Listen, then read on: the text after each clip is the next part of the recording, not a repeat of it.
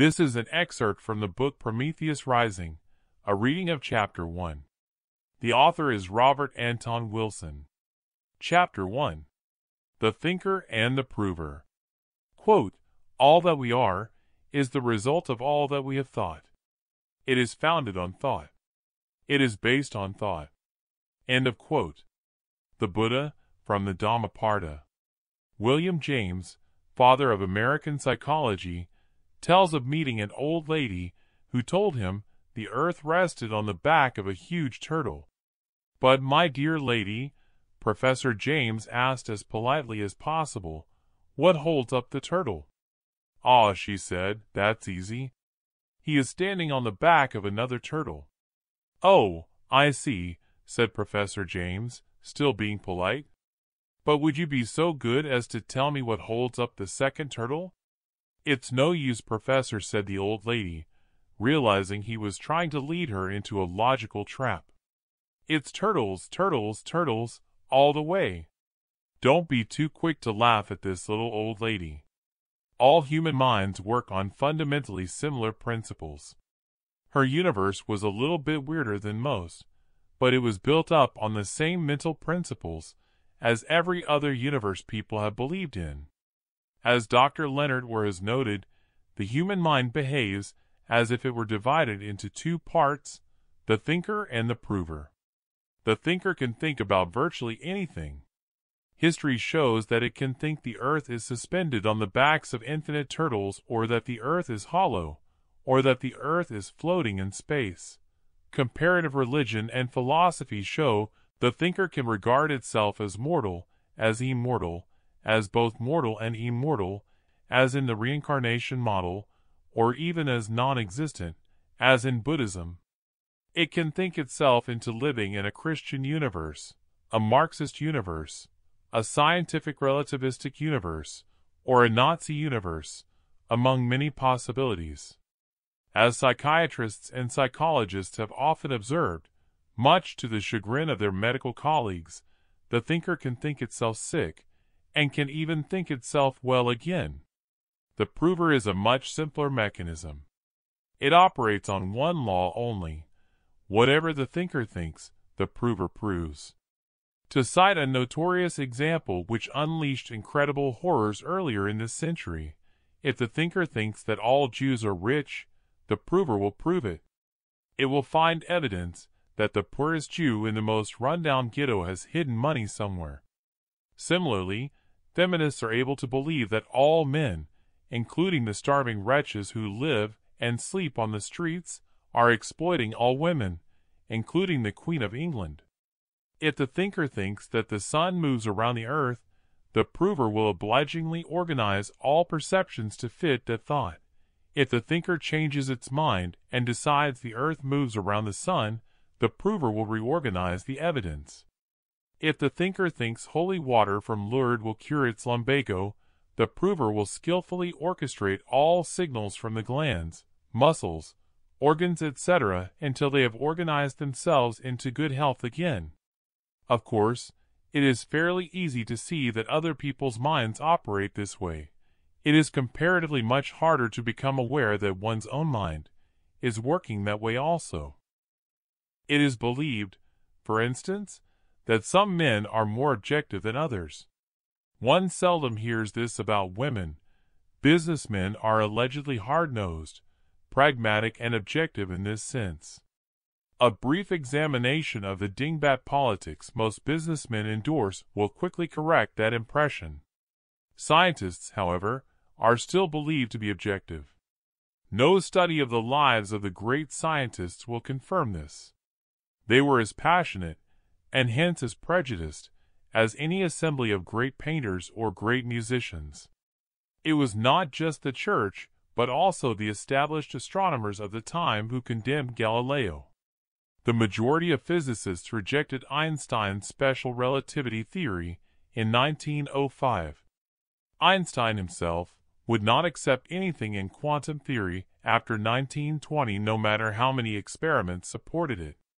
Edison's commitment to direct current, DC electrical generators, led him to insist alternating current, AC generators, were unsafe for years after their safety had been proven to everyone else. Edison's pigheadedness on this matter was partly the result of his jealousy against Nikola Tesla, inventor of AC generators.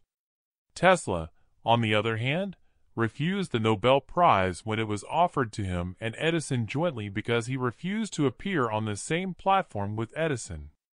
Both of these geniuses were only capable of objectivity and science in certain limited laboratory conditions.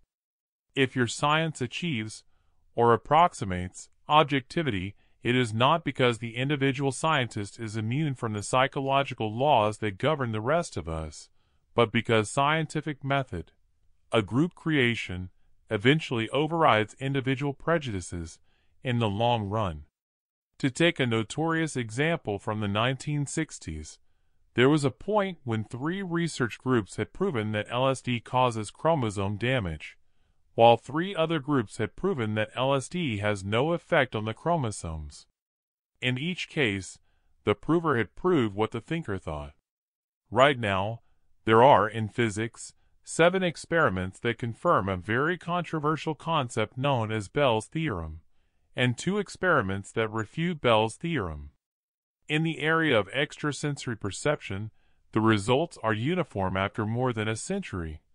Everybody who sets out to prove that ESP exists succeeds, and everybody who sets out to prove that ESP does not exist also succeeds.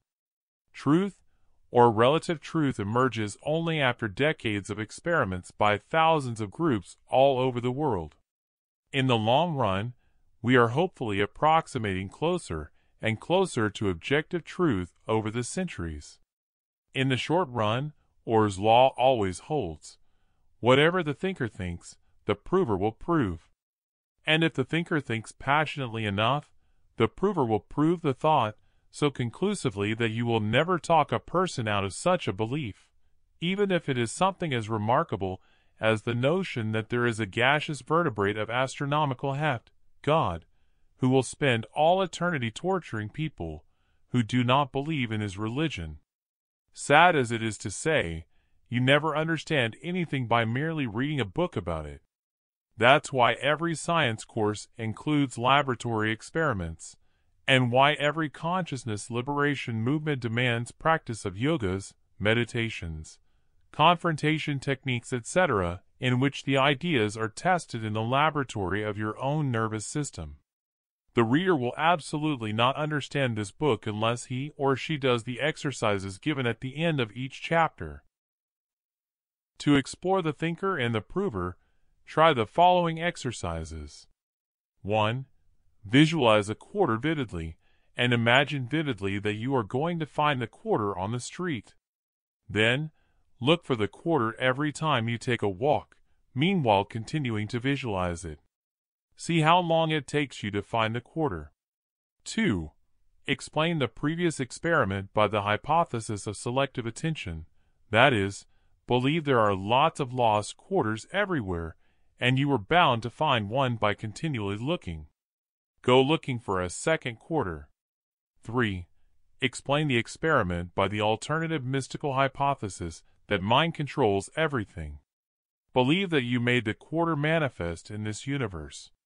Go looking for a second quarter. If the reader is a scientist, be not alarmed. This refers not to you, but only to those benighted fools in the opposite camp, who refuse to recognize that your theory is the only reasonable one, of course. 4. Compare the time it takes to find the second quarter using attention, the first hypothesis, with the time it takes using mind over matter, the second hypothesis. 5. With your own ingenuity, invent similar experiments and each time compare the 2 theories, selective attention, coincidence, versus mind controls everything, psychokinesis. 6. Avoid coming to any strong conclusions prematurely. At the end of a month, reread this chapter, think it over again, and still postpone coming to any dogmatic conclusion. Believe it possible that you do not know everything yet, and that you might have something still to learn. 7. Convince yourself, if you are not already convinced that you are ugly, unattractive, and dull. Go to a party in that frame of mind. Observe how people treat you. 8. Convince yourself, if you are not already convinced, that you are handsome, irresistible, and witty. Go to a party in that frame of mind. Observe how people treat you. 9. This is the hardest of all exercises and comes in 2 parts. First, observe closely and dispassionately 2 dear friends and 2 relative strangers. Try to figure out what their thinkers think, and how their provers methodically set about proving it. Second, apply the same exercise to yourself. If you think you have learned the lessons of these exercises in less than 6 months, you haven't really been working at them. With real work, in 6 months you should be just beginning to realize how little you know about everything. 10. Believe it possible that you can float off the ground and fly by merely willing it. See what happens. If this exercise proves as disappointing to you as it has to me, try number 11, the next exercise, which is never disappointing. 11. Believe that you can exceed all your previous ambitions and hopes in all areas of your life. Believe or convince yourself mean to do what an actor does. Pretend until the pretense begins to feel real. Or, as jazz musicians say, fake it until you make it.